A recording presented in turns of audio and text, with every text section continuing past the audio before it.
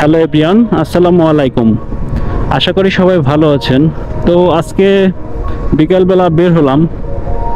Already curfew চলতেছে, but এর মধ্যে একটু বের হলাম কারণ এখন কারফিউটা শিথিল আছে। আপনার এর আগে যে কারফিউটা টাইমটা দিছিল সেটা হচ্ছে 10টা থেকে 5টা পর্যন্ত। তো আবার শুক্র শনিবার 2 দিন দিছে হচ্ছে সকাল 8টা থেকে 5টা পর্যন্ত। তো এই 2 দিন তো মানুষের অফিস নাই, তো এর জন্য তেমন কোনো সমস্যা হচ্ছে না। তো এই আর কি। তো আজকে যে বের হলাম, আমার একটা কাজ আছে, মোবিলটা চেঞ্জ করতে হবে গাড়ির। অনেক দিন ধরে গাড়ি বন্ধ ছিল বাসায়, আর মোবিল চেঞ্জ করার টাইম আসছিল অনেক আগেই, সেটা আমার করা হয়নি, করতে পারিনি। কারণটা হচ্ছে কারফিউ কারণে, দেশের এই ছাত্র আন্দোলন গন্ডগোলের কারণে সব কিছু বন্ধ ছিল, যার কারণে কিছুই করতে পারিনি। তো আজকে বিকালবেলা বের হলাম, ঘড়িতে বেজে 4:09। তো আমি আছি মিরপুর লাভ রোড এরিয়ার দিকে, আমি যাব 10 নম্বরের দিকে। তো নেটওয়ার্কের যে সমস্যাটার মধ্যে পড়ছে বাংলাদেশের মানুষজন, সে সমস্যাটা হয়তো ঠিক হইতে আরও বেশ কিছুদিন সময় লাগবে। আজকে নিউজ দেখলাম, বলতেছে যে আরও 1 সপ্তাহের মতো সময় লাগবে মোবাইল ইন্টারনেট এই ইয়েটা দিতে সারা বাংলাদেশে। তো এটা একটা মেলা সমস্যার মধ্যে আছে। তো এটা দ্রুত ঠিক হোক। বাংলাদেশের নেটওয়ার্কিং সিস্টেমের এই ভয়াবহতা হয়তো বাংলাদেশ এর আগে কখনো দেখেনি। তো যাই হোক, এটা খুব তাড়াতাড়ি ঠিক হোক সেই প্রত্যাশা করতেছি। রাস্তাঘাটে তেমন গাড়ি চলে না, ওই যতটুক সময় কারফিউ শিথিল থাকে ওই সময়টাতে গাড়ি টুকটাক বের হয়। ডান দিকে যাব, টান দেন। এই জায়গায় মনে করেন সব সময় জ্যাম থাকে, এই জ্যামের জায়গাটা মনে করেন আজকে খালি, তাহলে বুঝতেছেন গাড়ির কি অবস্থা। 10 নম্বরের দিকে যাওয়া হয়নি, এই যে ছাত্র আন্দোলনটা গেল এরপরে আর 10 নম্বরের দিকে যাওয়া হয়নি। তো আজকে কাজের জন্য যাচ্ছি। আর চলেন 10 নম্বরে কি অবস্থা আপনাদেরকে দেখাই নিয়ে আসি। আচ্ছা, অবস্থা রাস্তাঘাট এখনো ঠিক হয়নি, যে সব ভাঙাচোরা গন্ডগোলের কারণে এখনো রাস্তাঘাট পরিপূর্ণভাবে সবকিছু ঠিক হয়নি। সিগন্যাল মেবি,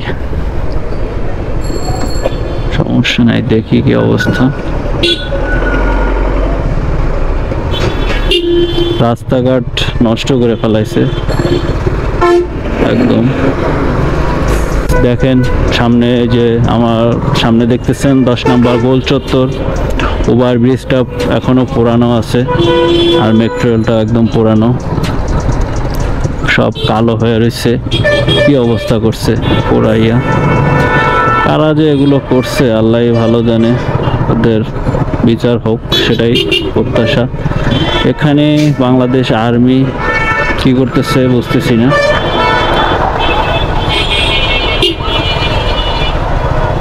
তারা এখানে দায়িত্ব পালন করতেছে।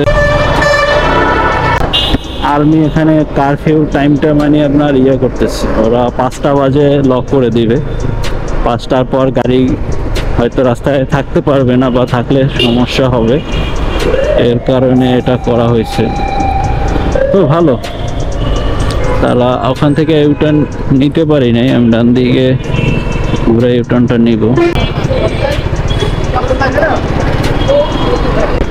তো খুব শীঘ্রই ইন্টারনেট সেবা ঠিক হয়ে যাক সেই প্রত্যাশা করতেছি। আশা করি খুব শীঘ্রই ঠিক হয়ে যাবে। বাট এই যে অবস্থাগুলো করছে 10 নম্বরে, দেখলেন ওভারব্রিজটা পোড়াই দিল কিভাবে, একদম পুরানো আছে এখনো। তারপর মেট্রো রেল স্টেশনটাও পুরানো আছে। রাস্তাঘাট ফুটপাথগুলো ছিল মানুষ জড়জীর্ণ, সেই ফুটপাথও এখন মনে করেন একদম মানব শূন্য। ব্যস্ততম ঢাকা মিরপুরের 10 নম্বর সিগন্যাল, ব্যস্ততম জায়গা একটা। তো কারফিউ চলতেছে দেশের এই অস্থির পরিস্থিতিতে, হয়তো সেরকম এখানে আসলে আপনার মনে করেন নর্মাল ফ্রি যে সময় থাকে সব সময় হিউজ লেভেলের জ্যাম থাকে ভাই, বুঝছেন? তো এখন ওইটা নাই, মোটামুটি না, ভালোই ফ্রি আছে। তো এই হচ্ছে অবস্থা। এই যে এগুলো আগুন দিয়ে পোড়াই দিয়েছিল, এই কালো দাগগুলো এখনো আছে। খুব শব্দ হচ্ছে, হেলমেটের বাইজারটা বন্ধ করে দিলাম, নাহলে নয়েজের জন্য আপনারা কথা শুনতে পারবেন না। বস্তা দেওয়া কেন এখানে, এর কারণটা হচ্ছে যখন আন্দোলন হয় বস্তার উপরে বন্দুক রেখে গুলি করা হয়েছিল, এর জন্য।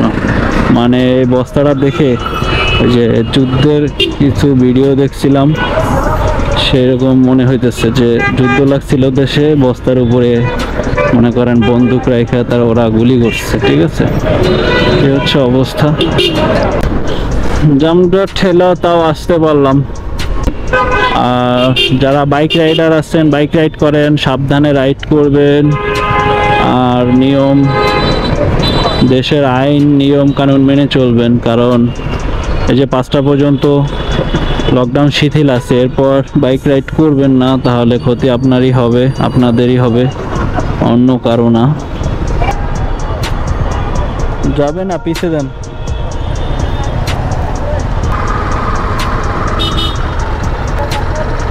সামনে জ্যাম আছে, বাট তারপরও বাইকারটা হর্ন দিচ্ছে। রিক্সাওয়ালা মামা রেগে গেছে, রেগে যাওয়ারই কথা। আসলে আমার সামনে জ্যাম থাকলে, গাড়ির চাপ থাকলে আমি তো যেতে পারবো না। সো শুধু হর্ন দিয়ে পরিবেশ নষ্ট করে লাভ নাই। এগুলো বুঝে শুনে রাইড করা উচিত আমি মনে করি। তো গাইস, ভিডিওটা এখানেই শেষ করতেছি। কথা হচ্ছে নতুন কোনো ভিডিওতে। ততক্ষণ সবাই ভালো থাকেন, সুস্থ থাকেন। আল্লাহ হাফেজ।